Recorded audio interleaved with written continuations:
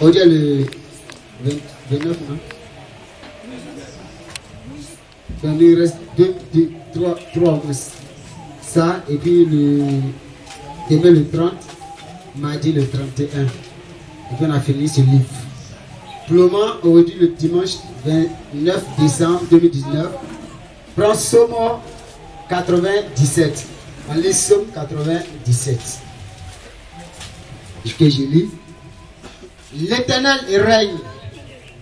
Que la terre fasse, que la terre soit dans l'allégresse, que les îles nombreuses se réjouissent. Ici, on parle du règne de l'Éternel. Pour dire simplement que quand Dieu règne, quand Dieu triomphe, quand Dieu est debout, presque tout le monde fait silence. Alléluia. On veut te dire ce matin que, à part Jésus, à part le Dieu que nous sommes en train d'adorer, il n'y a personne qui est encore derrière. Amen. Et pour cela, toi, enfant de Dieu, toi, serviteur, toi, servant de l'Éternel, tu dois aimer adorer ce Dieu-là en esprit et en vérité. Tu dois être dans sa présence juste nu. Tu dois contempler sa gloire. Alléluia. Les nuages et l'obscurité l'environnent. La justice et l'équité sont la base de son trône. Voilà. Presque tout ce qu'on peut voir autour de nous, toutes ces choses-là sont soumises. Ces choses-là sont soumises à l'Éternel. Alléluia. Amen.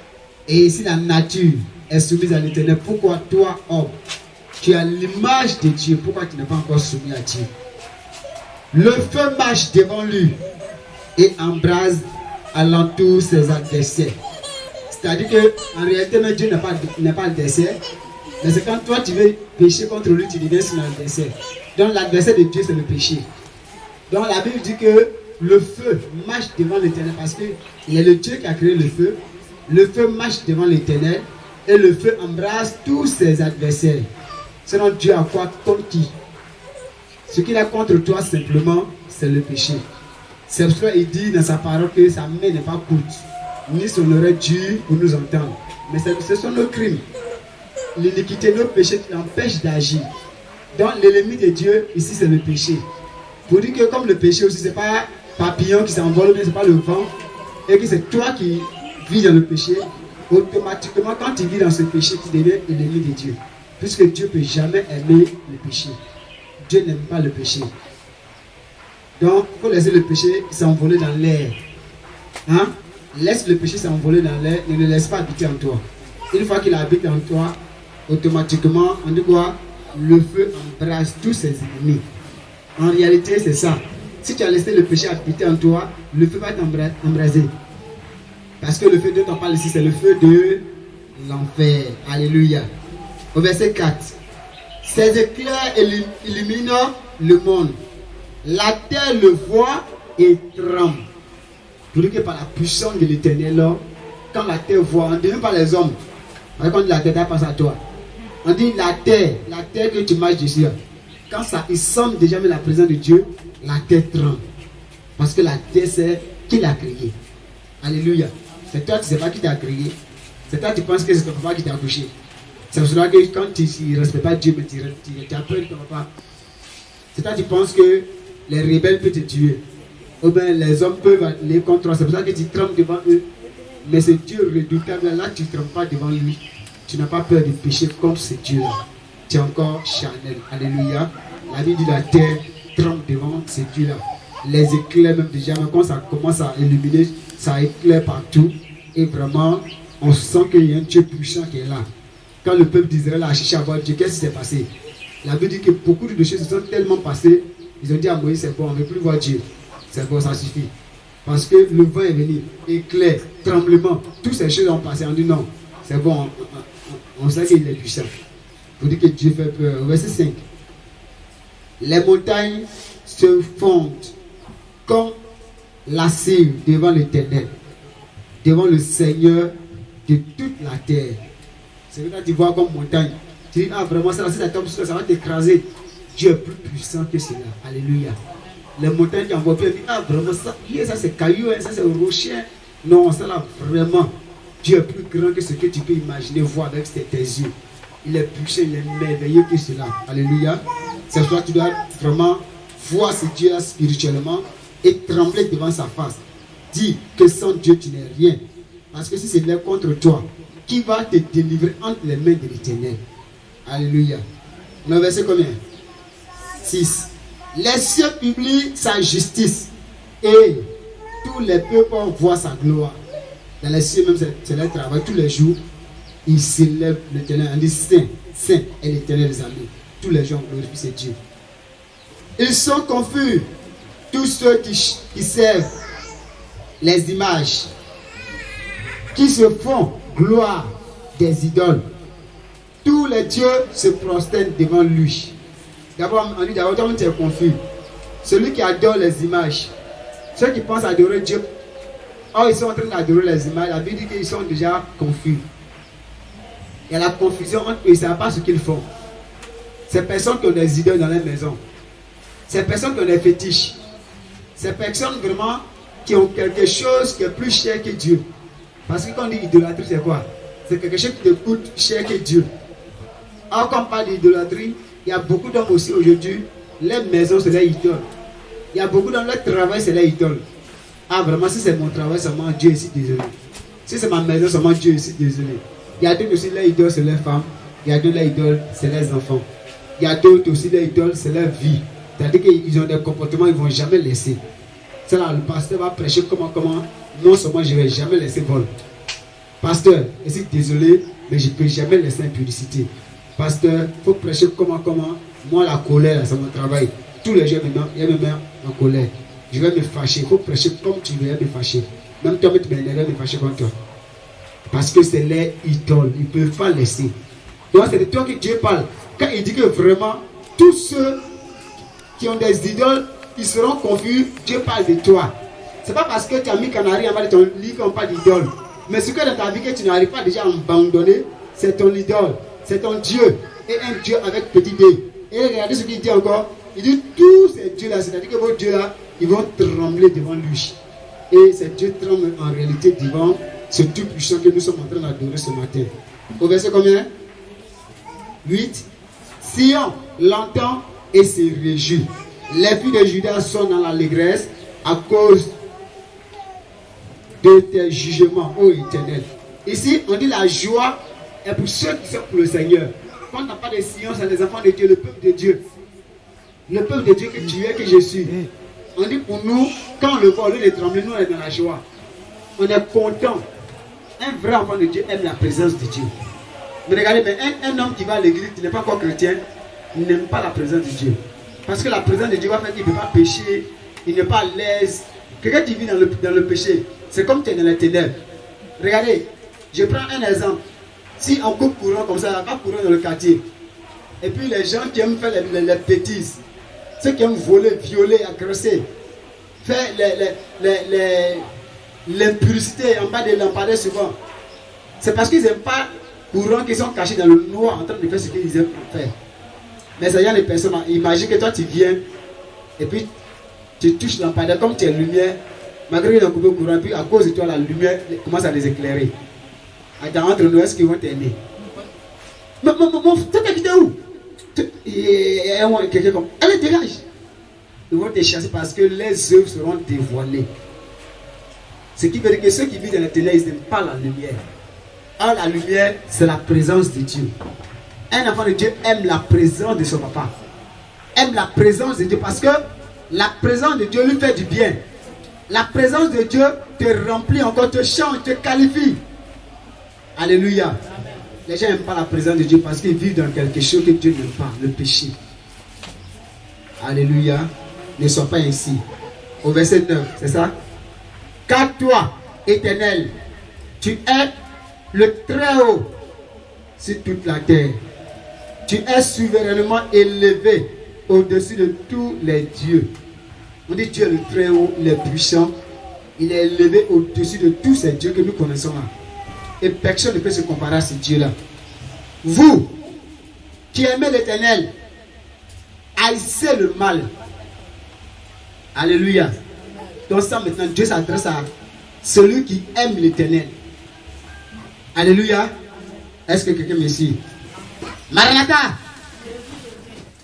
Qui est resté? Ok, soyez bien, s'asseoir.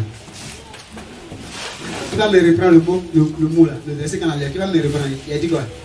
Oui. Haïssez le mal. Haïssez le mal qui? Oui. Vous qui aimez l'Éternel, haïssez le mal. Mais regarde quelqu'un qui n'aime pas, qui aime le mal. C'est-à-dire que toi, péché te dit rien. Tu peux regarder n'importe quoi. Tu peux dire n'importe quoi avec ta bouche. Tu peux écouter n'importe quoi aussi avec ton oreille. Tes pieds peuvent rentrer n'importe où. Ta main peut toucher n'importe quoi. Tu sais que toi, comme ça, tu aimes le mal. Tu hais le mal au moins. Tu n'aimes pas le mal, au contraire, tu aimes le mal. Ah, le verset nous interpelle pour dire, toi, enfant de Dieu, vous qui aimez le Seigneur, haïssez le mal. C'est-à-dire qu'il faut avoir le mal en horreur. Il faut avoir le mal en horreur. Ton ennemi doit être qui? Ton ennemi doit être qui? Le mal. On était au verset combien? Il continue pour dire, il garde les âmes de ses fidèles. Le verset là dit, Dieu garde l'âme de ses fidèles. Quand on dit fidèle, c'est quoi? Tu vas m'expliquer fidèle. Dieu garde l'âme de ses fidèles. Fidèle, c'est qui? Oui. Les saints, les justes. Oui, les saints, c'est vrai, les saints, les justes. Brigitte, les fidèles. On dit Dieu garde l'âme de ses fidèles, oui. Lui qui est fidèle, oui, mais c'est le même mot que tu as dit encore. Donc, fidèle, c'est qui? Oui. C'est élus. Bon, on peut dire que c'est. Oui, caméraman. Ceux qui gardent ses commandements. Oui, ceux qui gardent ses commandements. Oui, Olivia. Ses enfants. Ses enfants. Bon, vous avez toutes ces raisons. On peut dire ça. Donc, c'est fidèle, ce n'est pas ceux qui viennent à l'église. C'est ceux qui gardent sa parole. Ceux qui aiment le Seigneur de tout leur cœur, qui restent attachés à la parole du Seigneur. La Bible dit que ces genre de personnes-là, qu'est-ce que Dieu leur fait? Dieu garde ses fidèles. Alléluia. Il veille sur eux. Il ne les abandonne jamais. Il les délivre de la main des méchants. Regarde, quand tu t'attaches au Seigneur, beaucoup de personnes vont t'en vouloir. Ils vont se lever contre toi. D'abord, ça a commencé ici qui Jésus. Les gens n'aimaient pas Jésus à cause de la vérité. À cause de ce que lui voulait rester dans la sainteté. Ça fait que tous ces apôtres-là n'ont pas été aussi aimés. Même Paul a été très maltraité. Prison, prison, prison. Ils ont fait tout sur lui. Les autres apôtres, ils ont mal mort. Il y a d'autres morts, ils ont jeté dans une chaude. Il y a d'autres morts, ils ont coupé les têtes. Il y a d'autres, on les a lapidés avec cailloux. Il y a d'autres, on les a crucifiés. Mais pas à la manière de Jésus. Hein. On les a crucifiés tête en bas, pied en haut. Oui. Il m'a dit quoi, tous les 12 là, ils sont mal morts. On les a mal tués à cause de la vérité. Mais toi, regarde, tout le monde t'aime au travail. Tout le monde t'aime au quartier. Ah, le tonton chic. Le tonton, la tante. C'est tellement qu'il y a quelque chose que quand tu les dis, ça les plaît. Alléluia. Faut te revoir, tu n'es pas normal. Amen. Un enfant de Dieu, à cause de la vérité, tu dois être haï de tous. Mais je n'ai pas dit que vous cherchez haine. Hein. Tu es là comme ça, tu dis, attends, mon père fait tout pour moi m'énerver dans le quartier. Là. Et puis tu te lèves dans le quartier. Hé, vous là! Vous tous allez chier là-bas. Allez, tu dis quoi? Faut répéter encore si t'es garçon. Voilà, j'ai commencé. J'ai dit bien. Et puis tu vois maintenant, les gens commencent à te détester. Voilà, ça je savais. Gloire à Jésus. Je savais que vous n'allez pas m'aimer à cause de ce qu'il a dit. Mais attends, t'as dit quoi? Tu as insulté les gens. Tu te là contre les gens, tu dis, ils ne vont jamais t'aimer. Elle comme ça là, cet homme t'a provoqué. Quand c'est comme ça, ils vont te prendre, ils vont mettre ta tête en bas et puis oh là, ça je vais mourir comme les apôtres tranquillement, aller au paradis. Directement, tu es en enfer. Alléluia. Mais les gens dans le quartier font bêtises, souvent quand tu as envie de les frapper, je vais t'amener les pieds en haut. Maintenant, exemple, un coup, c'est comment tu frappes, tu es content, tu peux être dans le ciel. Et puis avant de mourir, un ange de la mort qui vient, mon fils, pour mourir en paix, on va partir. Tu dis oui, l'ange de Dieu, il sait que c'est toi. Il y a certains qui viennent te chercher. Non, Dieu n'est pas dans le péché. Dieu ne règne pas dans le péché. Si tu sais Dieu dans l'honnêteté, dans la sainteté, dans la vérité, tu seras haï de tous. Comme Jésus. Jésus n'a pas été malhonnête, il était honnête. Et c'est à cause de cela qu'il ne l'a pas aimé. C'est pour cela qu'on t'enseigne ce matin d'être à son image. Alléluia. Amen. Non, verset combien? 11, c'est ça? La lumière est sémée pour le juste et la joie pour ceux dont le cœur est droit. La Bible dit que toi qui crains le Seigneur, en réalité, toi qui veux marcher avec Dieu, ce qui est pour toi, c'est la lumière. Partout où tu vas rentrer, tu es clair. Tu n'as pas besoin qu'il fasse jour, qu'il fasse nuit, pour que tu sois en joie. Tous les jours, tu es heureux parce que la lumière en toi. Alléluia. Tous les jours, tu es heureux parce que la lumière en toi.